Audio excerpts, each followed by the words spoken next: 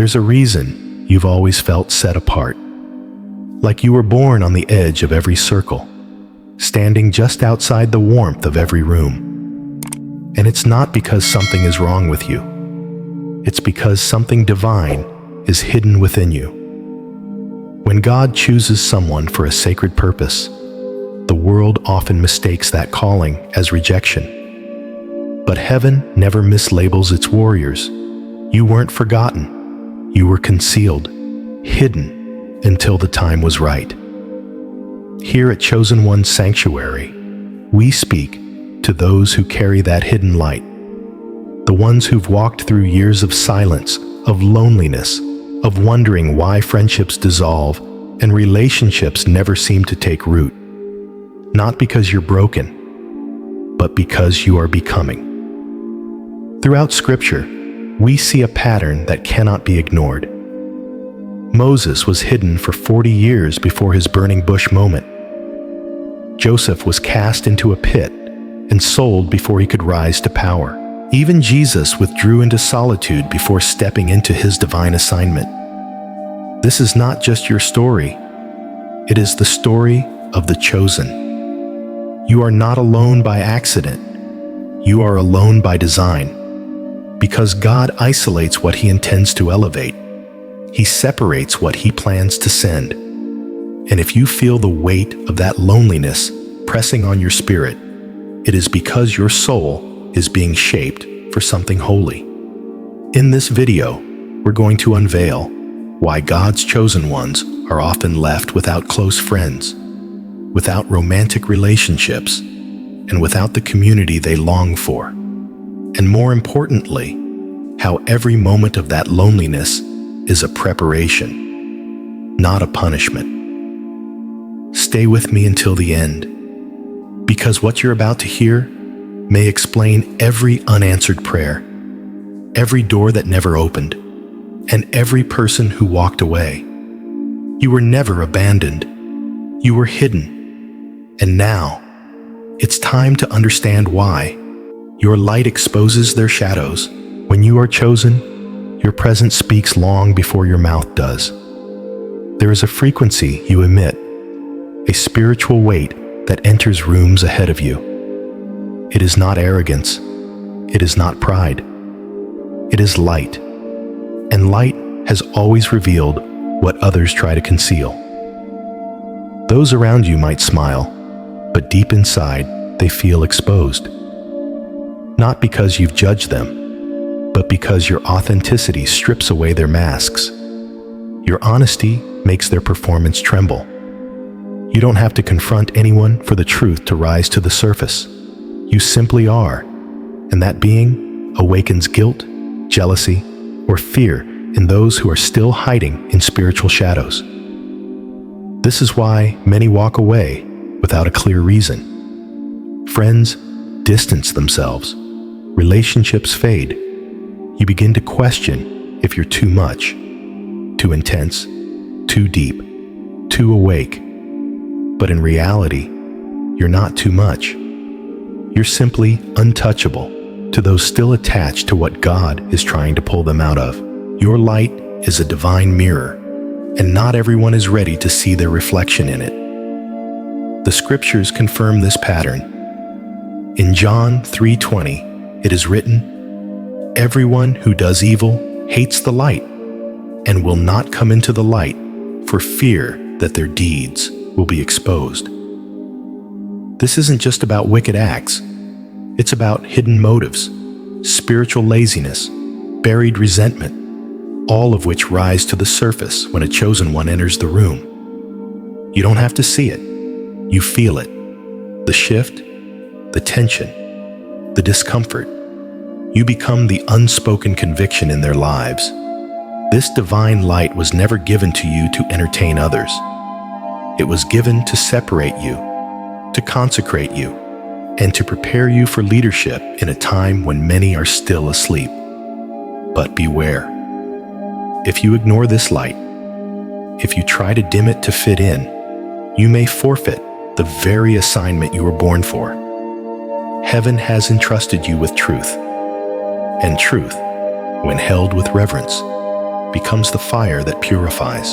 So if you find yourself increasingly isolated, remember, it is not because you are unworthy.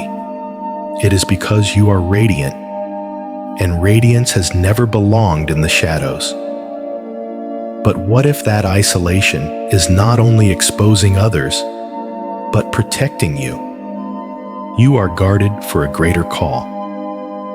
The loneliness you carry is not aimless.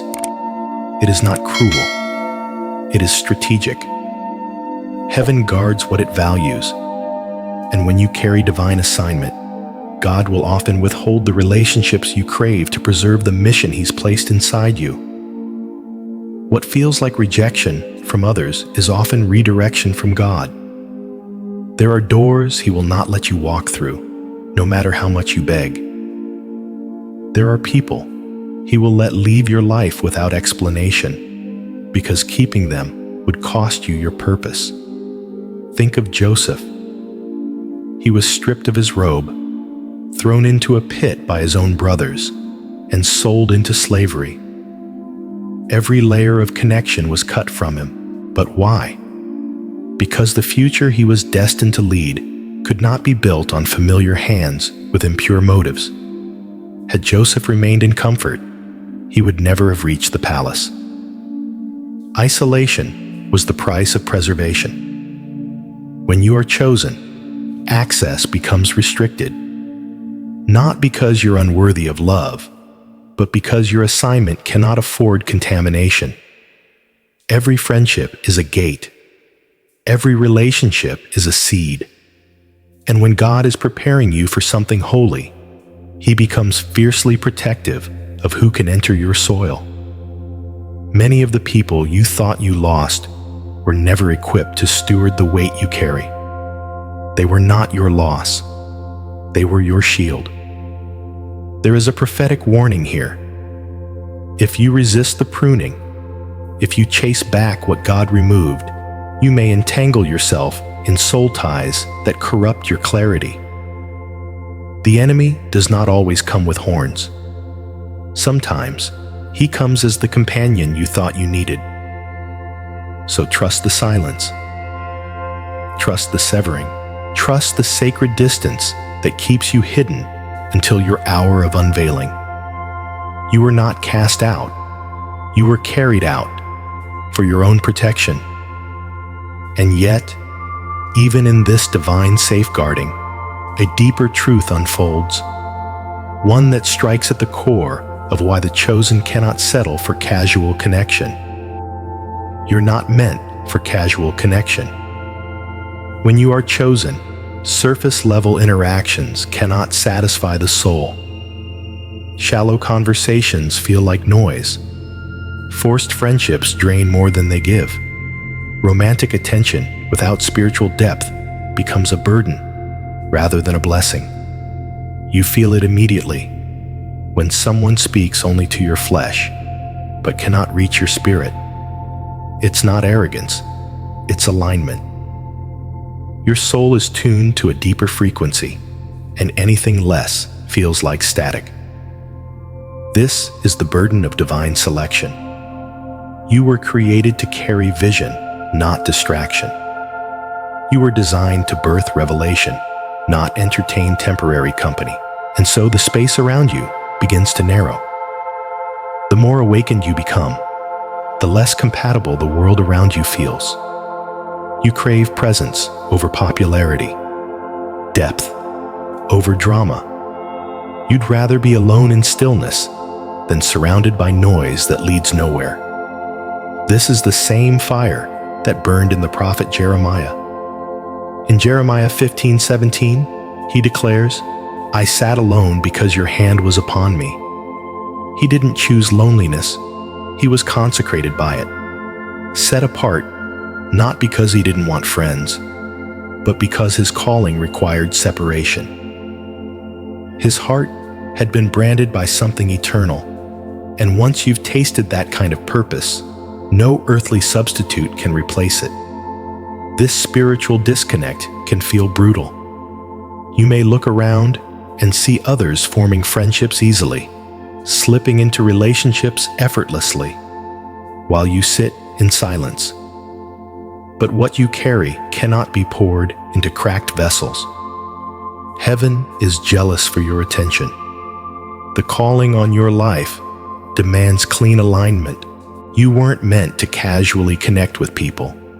You were meant to covenant with purpose-aligned souls.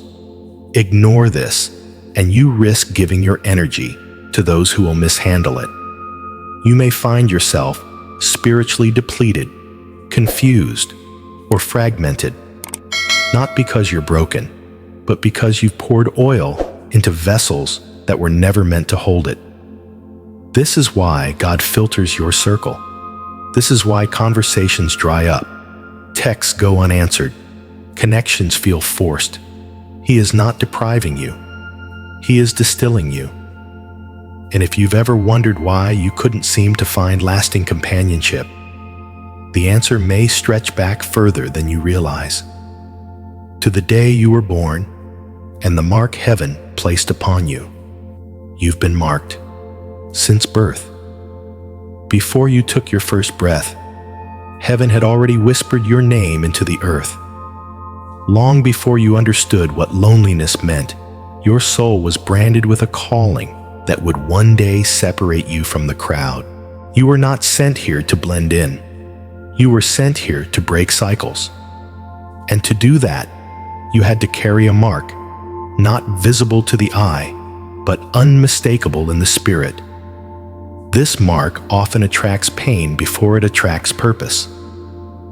Many chosen ones face rejection early, abandoned by a parent, misunderstood by siblings, targeted by classmates, or made to feel like a stranger in their own home.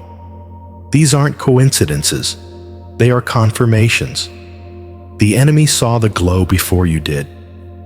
The attacks came early because your destiny is weighty, and every wound you endured was meant to destroy you before you awakened. Think of Moses. As an infant, he was targeted by a pharaoh who feared a deliverer would rise. That decree wasn't random, it was reactive. The enemy's response to a child marked for divine disruption. Moses didn't ask to be hidden in a basket. He didn't choose exile. But God allowed separation as protection so that his mission could mature in secret. Your story mirrors this. The betrayals, the abandonment, the confusion, they weren't signs of failure. They were initiation rites. Pain was your first teacher. Silence was your first sanctuary. God allowed you to be misunderstood, not because you weren't lovable, but because premature connection would have diluted your identity. This truth must be heard. You cannot build a divine calling on broken agreement. God had to break you away from what felt familiar so you could become who heaven designed. And the longer you fight that mark, the longer you'll feel fragmented. You are not cursed. You are called. And that calling comes with separation, scars, and sacred preparation. But there is a reason your energy still affects every room. A reason people sense something different about you before a word is spoken. Because your presence doesn't begin with your words. It begins with your frequency. And that frequency speaks even louder when you're silent. People feel you before they know you. When you walk into a room, the atmosphere shifts, not because of your outfit, your tone, or your confidence, but because your presence is spiritually encoded. Before anyone learns your name, they've already felt your frequency. Animals become calm around you. Children stare as if they recognize something eternal. Strangers either draw close without knowing why, or keep their distance without ever speaking a word. This is not imagination. This is activation. You carry an anointing that speaks before you do. And because the spirit realm always recognizes what the natural realm ignores, your life has been filled with moments where others treated you as if they knew your soul before they knew your story. You awaken what's dormant in others. And sometimes, that awakening feels like discomfort. Those with hidden motives sense your discernment. Those wearing masks feel seen. You expose what they've buried, without accusation or confrontation, simply by being. This is why some are magnetized to you, craving your peace and your light, while others are repelled, unsure why you make them nervous. You don't just carry light, you amplify the truth. Consider Jesus walking through the region of the Gadarenes. Before he even spoke, the demonic spirit within the man cried out, recognizing who he was. That wasn't because of appearance, it was because of presence. The unseen world knew what the visible world had yet to understand. The chosen disturbed darkness without trying. And this too is your story. You may have been blamed for things you didn't say, isolated for reactions you didn't provoke, misjudged for intentions you never had. But beneath it all, what they really sensed was the disruption of their comfort zones, caused by your authenticity, your purity, your refusal to participate in spiritual games. If you mistake their discomfort for rejection, you will shrink yourself to avoid unsettling others. But if you understand this gift, you will learn to hold your ground in love, knowing that the right souls will not flee, they will rise. Yet even with that knowing, there remains a sacred ache, the desire for someone to not only feel your spirit, but to match it. A true companion whose presence doesn't just absorb yours, but multiplies it. Your relationships must match your mission. You are not called to be everything for everyone. You are called to be exactly what heaven designed for a very specific assignment. And because of that, the people who walk beside you cannot be chosen by convenience. They must be chosen by covenant. Not every hand is fit to carry what you're carrying. Not every heart can endure the weight of your calling. This is why the chosen ones often feel a deep ache when trying to form relationships. It's not that you don't have love to give. You carry abundant love, fierce loyalty, and divine compassion. But relationships that do not honor your mission will drain your oil and delay your movement. You are not here to be emotionally babysat or spiritually dimmed. You are here to build the kingdom, and your relationships must reflect that sacred alignment. In 2 Corinthians 6:14, the Apostle Paul writes, "Do not be unequally yoked with unbelievers." This is more than marriage advice. It is a spiritual blueprint. To be yoked means to be bound, moving in the same direction, under the same burden.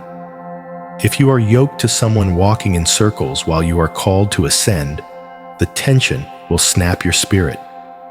You'll feel it. The friction, the confusion, the fatigue. Not because you're broken, but because your soul is bound to someone who doesn't share your rhythm. This isn't about perfection. It's about alignment. You need people in your life who can hear God with you, pray with power, discern seasons, and pour back into you when you're weary. Anything less than that will not sustain you. It will sabotage you. God is not withholding connection from you. He's protecting the blueprint of your destiny.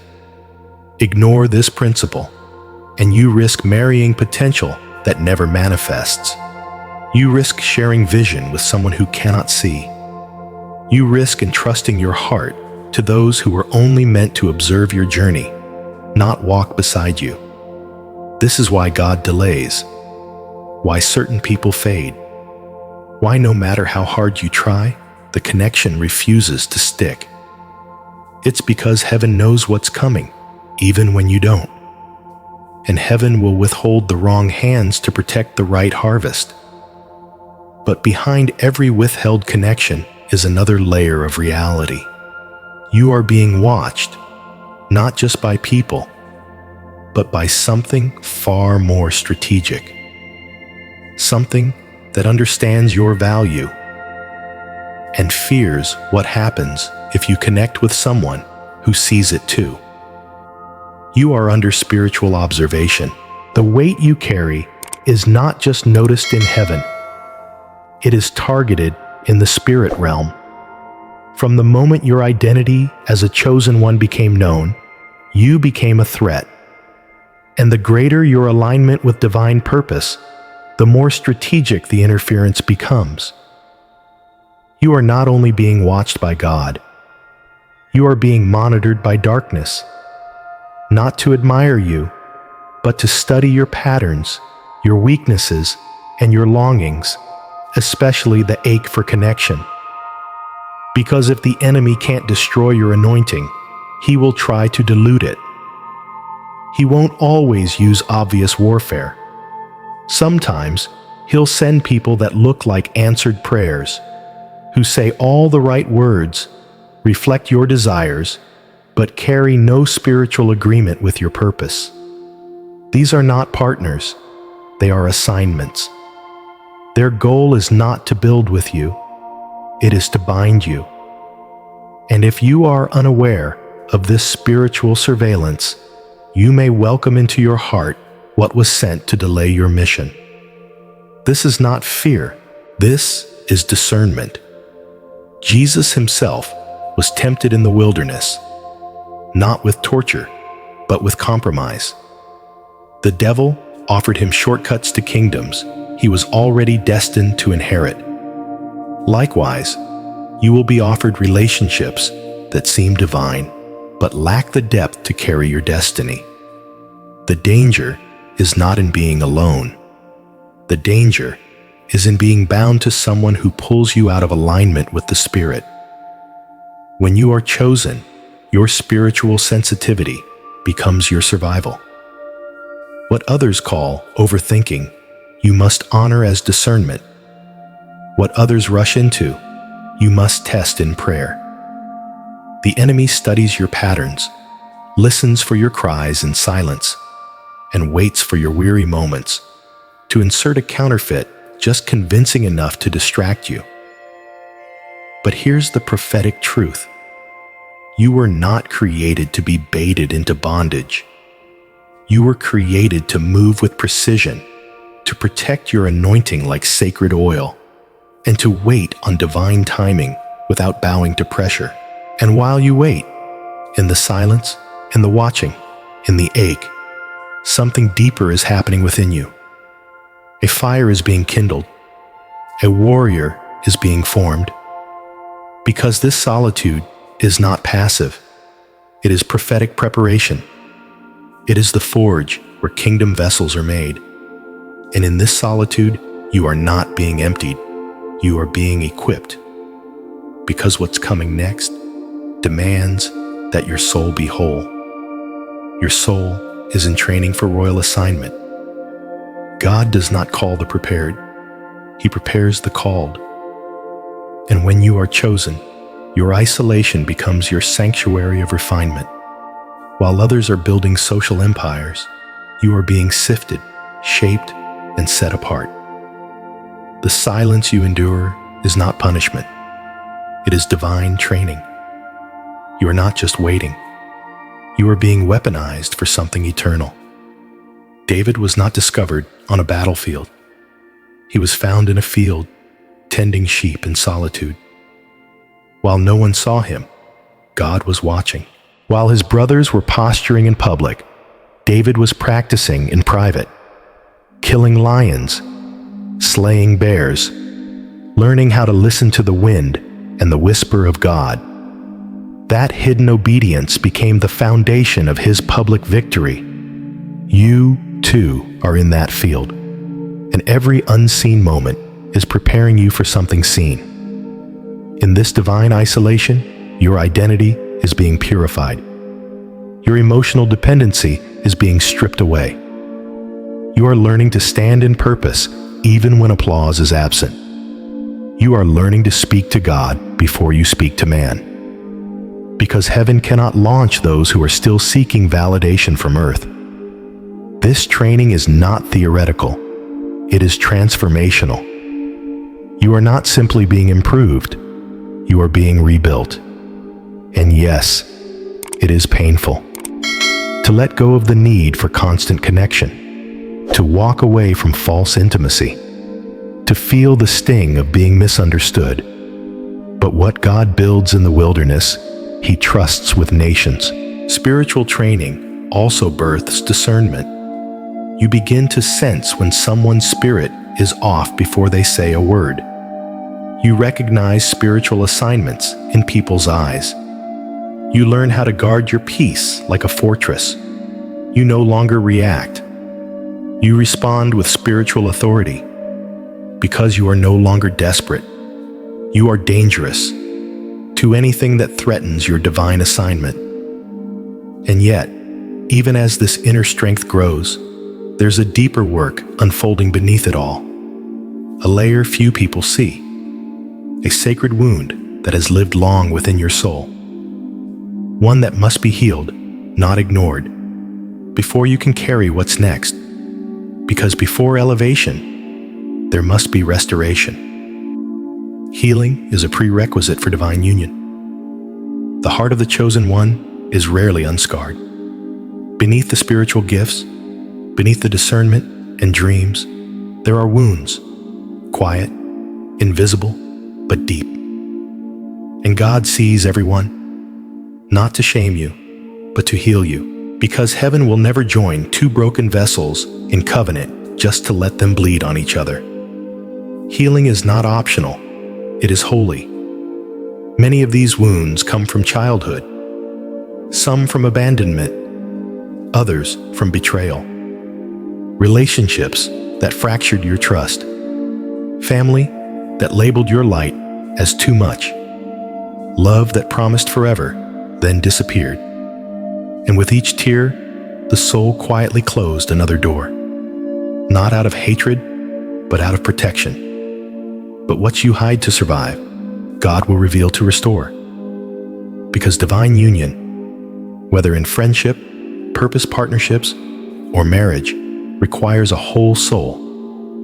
Not a perfect one, but a soul no longer leaking from unhealed pain. Even Jesus, after the resurrection, still carried visible scars. They weren't erased, they were transformed.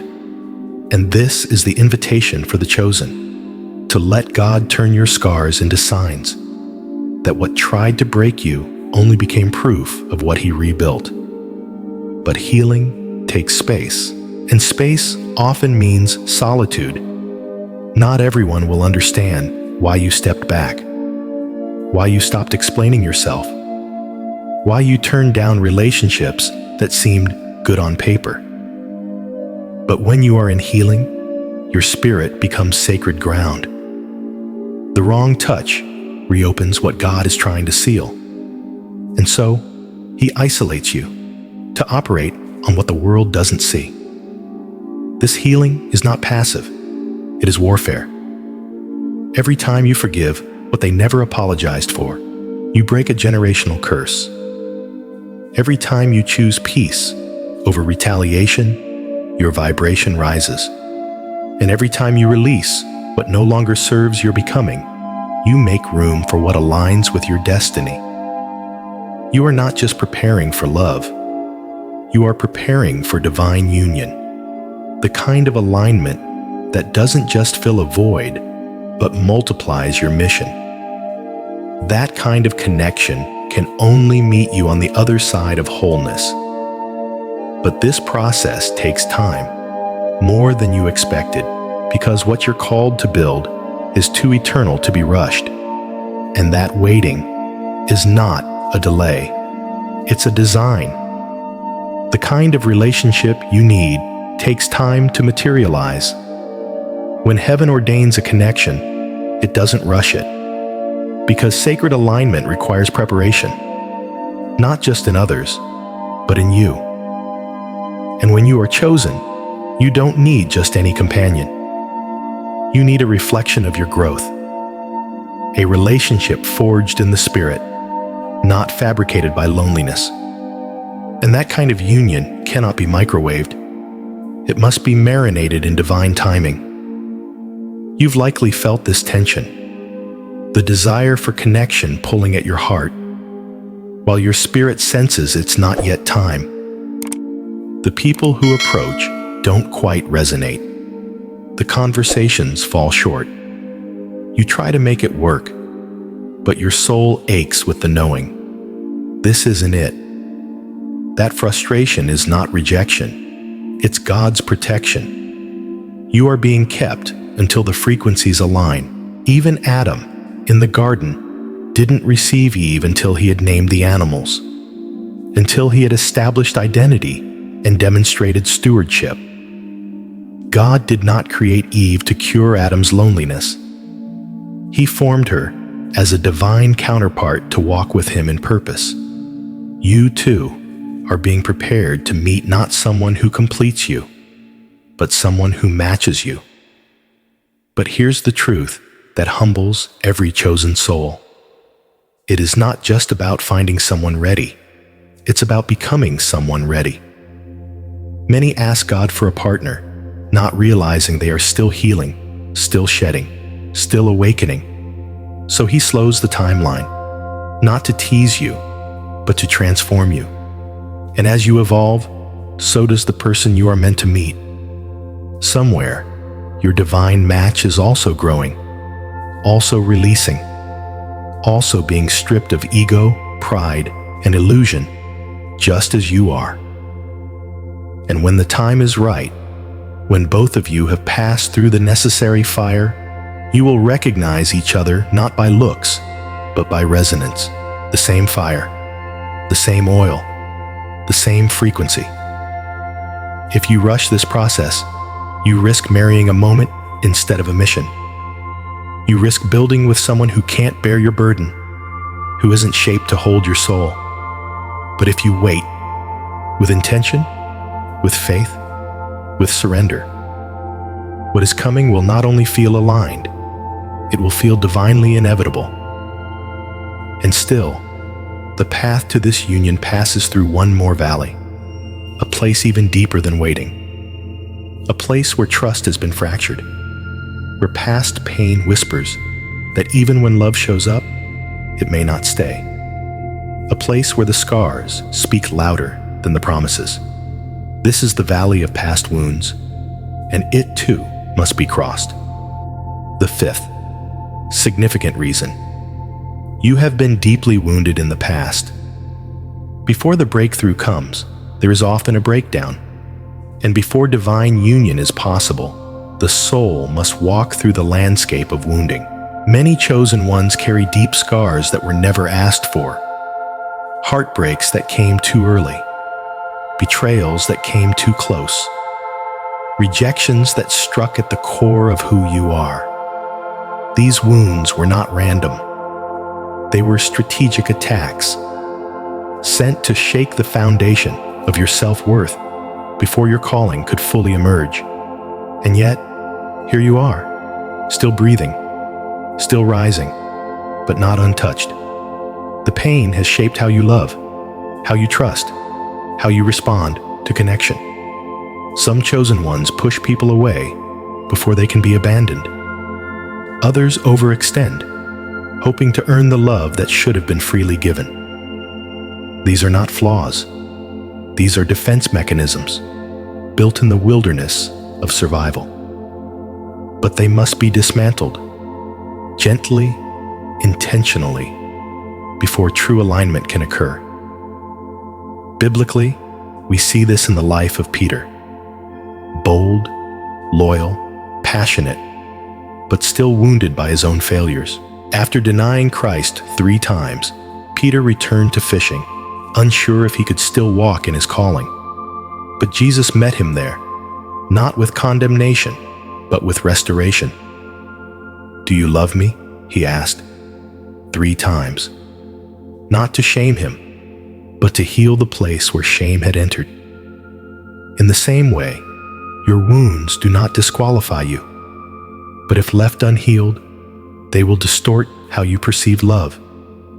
They will cause you to reject what's real and chase what feels familiar, even if it hurts you. This is why God brings the wound to the surface, not to reopen it, but to restore it, so that when love does arrive, you are not bleeding on the very thing sent to bless you. There is a prophetic truth here. Until you face the pain, you cannot fully step into partnership, because destiny will require you to trust, to receive, to open, and you cannot open what is still guarded by fear. So if you're alone now, not just physically, but internally, it may be because heaven has called you into the sacred surgery of soul repair. And that solitude, though hard, is what keeps the wound from being touched before it's time. And still, beneath this healing, beneath this refining, a deeper mystery unfolds, one that has nothing to do with pain and everything to do with preparation. Because this season of solitude isn't just about your past. It's about what heaven is preparing you for next. You are being prepared for something greater. Chosen ones do not walk through loneliness without purpose. Every moment of stillness, every night of silence, every unanswered prayer for connection, all of it is wrapped in a deeper design. You are not being punished. You are being positioned. Because when the call on your life carries eternal weight, God must prepare the vessel with eternal precision. You are not just being kept from people. You are being kept for purpose. The solitude you endure is a spiritual forge, a holy fire that burns away distraction, codependency, and false identity. You are not meant to emerge from this season unchanged. You are meant to come out anointed, clear-eyed, spirit-filled, and divinely aligned with heaven's agenda. Look at Paul. Before he preached to nations, before he wrote letters that would shape the New Testament, he was blinded and isolated in Damascus. No crowds, no pulpit, just silence and surrender. In that space, scales fell from his eyes, not just physically, but spiritually. And in that silence, his assignment was born. This is what's happening in your life. Your wilderness is not a detour. It is an altar, a place where your old identity dies and your divine mission is activated. The friendships you lost, training, the rejections, refining, the lack of love, space for divine love to take root. God is not rushing your journey because your impact cannot be rushed. And here is the deeper mystery. While you wait, others are being prepared for you.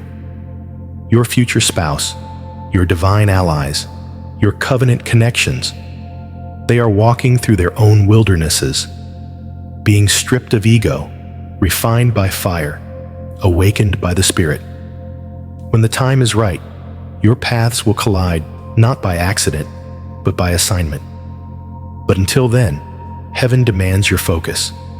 This is your moment of consecration, to become emotionally independent, spiritually rooted, mission-centered, because when the doors open, you won't have time to second guess. You'll need to run, and that requires a soul that is anchored, not aching. Still, this spiritual preparation often produces something others rarely see: a depth, a wisdom, a soul that sees beneath the surface and cannot tolerate the superficial. And that, too, becomes another barrier to connection, because not everyone is ready for the depth you carry. The depth of your soul is difficult for others to understand. You are not just deep, you are ancient. The wisdom you carry did not begin with your earthly birth. It echoes from realms your tongue cannot fully articulate, but your spirit remembers with painful clarity. This is why you struggle to connect, not because you are antisocial, but because your soul speaks a language most hearts have forgotten. You see too much. You feel too much. You sense what isn't said, discern what others try to hide, and carry a burden for truth that makes shallow conversation unbearable. People feel it. They may not name it, but they react to it. Some feel exposed. Others feel intimidated. Most simply retreat. Not because you did anything wrong, but because your presence reveals their unreadiness. Even Jesus faced this. In John 6, after speaking about spiritual truths that pierce the soul, many of his disciples turned away. Not because he offended them, but because the depth of his words disturbed their comfort. "This is a hard teaching," they said. "Who can accept it?" You too have been called to carry hard truths, and just like Jesus, you will lose some because of it. But do not water down your wisdom to be understood by those still afraid of the deep. Do not dilute your oil to keep company in the shallows. You are not called to the surface. You are called to walk in the deep things of God. That means loneliness is sometimes the cost of clarity. Misunderstanding is the price of vision. But what you carry is not for everyone. It is for the remnant, the called, the awakened, the ones who, like you, are not afraid to dive. If you try to make yourself small to be accepted, you will betray the very essence heaven entrusted to you. You will become visible to people, but invisible to purpose. And that is a price too steep for a soul like yours to pay. So yes, you are alone. But not because you are empty. You are alone because you are overflowing with depth in a world that sips from shallow wells. And what feels like rejection is actually preservation, keeping you pure, undistracted, and prepared for the moment when you will pour your depth into hearts that are finally ready. And now, we arrive at the quiet truth beneath it all. The truth that anchors every trial, every silence, every unanswered prayer. The loneliness of the chosen is not the end of the story. It is the sacred beginning of something far greater. There is a holiness in loneliness that few ever come to understand. It is the place where the noise falls silent, where the crowd fades, and where only the voice of God remains. To be chosen is to be carved out, not to be better than others, but to be emptied, refined, and rebuilt for something eternal. If you felt invisible, it's because heaven has been hiding you. If you felt rejected, it's because your spirit was never meant to be embraced by the world's rhythm. Throughout Scripture, we see that those whom God calls, He first isolates, not to punish them, but to prepare them. Noah built in silence. Moses wandered in exile. David wept in caves. And Jesus himself withdrew to lonely places to commune with the Father. This is the rhythm of the chosen. Separation, then revelation. Silence, then sending. The absence of company is not the absence of calling. It is the incubator of destiny. Let this be your confirmation. You are not behind. You are not overlooked. You are being positioned by the hand of the Almighty for something so specific, it requires this level of sanctified silence. The friendships that faded, the relationships that never formed, the rooms you were left out of. These were not accidents. They were alignments. You were never being kept from love. You were being preserved for truth. Here is the prophetic seal. You are not alone. You are being anointed in secret, commissioned in silence, and prepared in the wilderness for a purpose only you can fulfill. You are a chosen one, and heaven has not forgotten your name. If this message spoke to your soul, we invite you to become part of this sanctuary. Like this video, share it with someone who needs this reminder, and subscribe to Chosen One's Sanctuary so you never miss these sacred revelations? We want to hear from you. What part of this message reflected your own walk?